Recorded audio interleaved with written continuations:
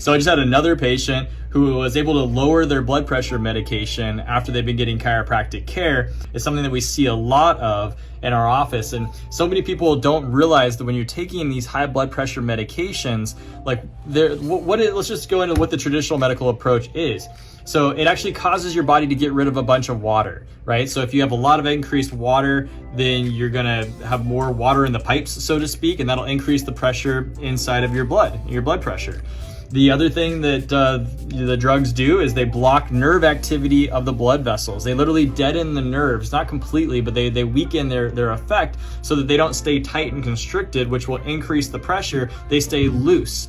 So you now lose that control because the veins or the vasculature should be able to flex and tighten up and then relax as needed depending on what activities that you're doing, which is why people who are on these meds, they often, it's not funny, but they can lose their balance. They can start falling. They get lightheaded really easy when they go from sitting to standing. They get really, really lightheaded, super common. And then the other thing is these meds can make your heart beat with less force. So it literally weakens your heart. And that's the solution for having high blood pressure. Make your heart weaker, make you urinate a bunch of water out, or we're going to deaden the nerves.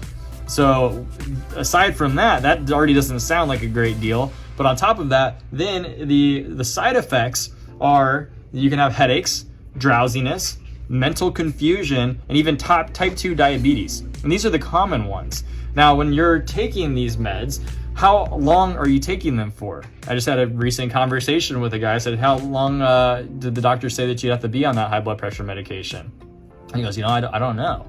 And then he got back to me later, multiple conversations, and he goes, oh my God, I actually asked my doctor, and he said that I'm never coming off of it. And he was just shocked, which I knew the answer because a lot of docs will tell that, and a lot of patients are even aware of that. But for him, it was new. He was like, wait a second, I didn't even realize that I would never get off of this. Like, you take meds, like pain pills and stuff. Sometimes you take them and then you're off of them. You're not on them forever. He kind of assumed that was going to be the case. And at some point he would be healed and it would go away.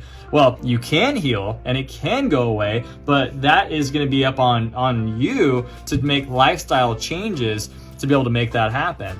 And that is going to be the key, is because we don't want you to take something for life, because if you take something for life, what are the chances that you're going to wind up with some of these side effects that are now very, very significant in your life?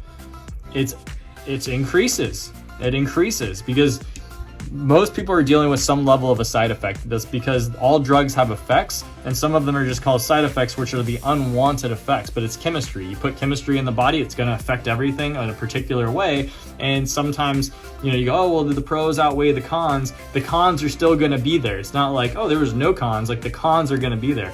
So if you're on this for the rest of your life, be aware that you have these cons that are there, that are disrupting your life, and you may not even realize it.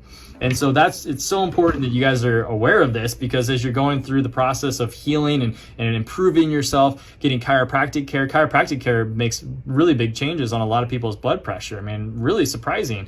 Not everyone with high blood pressure comes in and starts getting adjusted and that goes away, because it's not all under the nervous system control being the chief problem. But if it is the nervous system that is a problem, causing poor contractility and because the nerves control the blood vessels, right? So if they're not able to squeeze and relax on demand appropriately, guess what? You're going to have high blood pressure problems.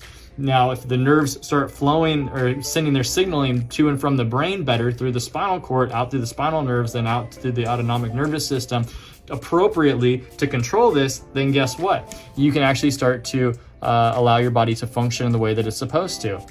And we said that happen regularly. But there's other things like diet plays a huge role as well.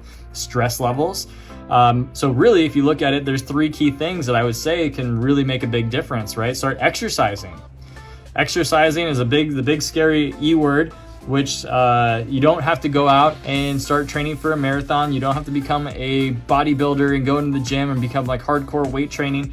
The most benefit that you can get with exercise comes from walking. Now, I'm not saying for people who are already, athletic, don't continue to do that. But for those of you who are not prone to doing any type of exercise, walking is huge. Huge. All the major studies that show benefits of exercise are actually based on walking. So walking is something that you need to be putting into your routine if you have high blood pressure. The other thing is going to be eating more fruits and vegetables. Eat them raw. You need the raw enzymes in there. So more raw fruits and vegetables, and really take a hike on that. I mean, if not just like add a little bit on your plate, like increase that. It should be the majority of your plate should be fruits and vegetables. Ideally, like get the meat down to nothing if you can, but really decrease it, or at least start out, if you're kind of like leaning that direction, to like fewer. Don't eat a meat meal with every at every meal. Have more and more fruits and vegetables, and like increase that, because that's going to make a big role on your blood pressure, like huge. You won't even realize, like a night and day shift. People who go vegetarian make dramatic shifts in their blood pressure. I mean, there's a lot of books by MDs who promote a vegetarian lifestyle, basically just no meat, just cut the meat out, and heart disease basically goes to almost zero. It's crazy the changes with that. So if you're having that and no one's told you about that, that's a big win right there. But I mean, I'm telling them, it's a big ask, telling people to modify their diet. So, but it's on you. This is your life. If you want to live a better life, you're going to have to make different changes. And then of course, chiropractic care, which, you're already receiving if you're seeing this video, or what I recommend is send this video to a friend who, has high blood pressure, or a relative or a loved one or somebody that you care about, because they're not going to get this information. I'm telling you, I talked to tons and tons of people, and it's like the 1% of people are aware of some of the material that I'm just shared right now. Not all of it, but some of the material that I've shared. So it means 99% of people have never heard of this. So you can be the one to send this information to them, and it will possibly change their life for the better, because these medications, again, if you're on them for life, and these side effects start to amplify and really compound, especially that as you get older, they want to put you on more medications, and these medications then start to compete with each other. It's called polypharmacy.